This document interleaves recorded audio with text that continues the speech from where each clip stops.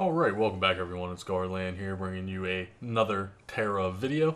In today's video we are going to be discovering the strong boxes in Tera. Now, most of you know I don't normally upload videos like this. I don't do opening videos. I think they're clickbait, cringy nonsense that a lot of other YouTubers do. We don't do that on my channel. I believe in putting, strong, solid guides out there, and we're going to continue doing that model for this channel indefinitely. I expect you guys to come here and get good, valid information as well as solid guides. I normally don't do this. The only reason we do videos like this is for research purposes. So I would like to show you today just how bad the strong boxes are in Tera. Now, a little bit of information. Strong boxes, if you don't know, will just drop randomly off mobs in Tera. So the two lock boxes that the two strong boxes that you are going to be looking for is going to be the extensive and the spellbound. In this video, we're going to open up 150 total. I believe we do 100 extensive as well as 50 spellbound. Now, I've already done this.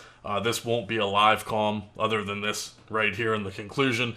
During the opening, I did not record any voice or whatever, so I'll simply probably just talk over that or play music or do something. It's about 6 minutes of just me opening boxes, which is, like I said, stupid. But we are doing this for research purposes. That way I can give you guys valid information to basically tell you to stay away from these at all costs. So a little bit of more background. If you go into the Tera store, now there are two different kinds of boxes in Tera, guys. You do have loot boxes as well as strong boxes. Now, as I explained, the strong boxes can drop off random mobs throughout the world of Tera. The lock boxes, however, or the loot boxes, you simply have to buy those with EMP. Now, you can buy strong boxes out of the broker as well as strong box keys. You have to have strong box keys to open the strong boxes, whereas if you buy these loot crates with EMP, you don't have to unlock them. You can, just open them as you buy them. You can see the prices here. Most of the loot boxes in Tera are mostly cosmetic items or mounts or, pets or something pertinent that you're going to need, basically. So just, looking at these, the Avenging Angel loot box, I believe, drops cosmetic wings.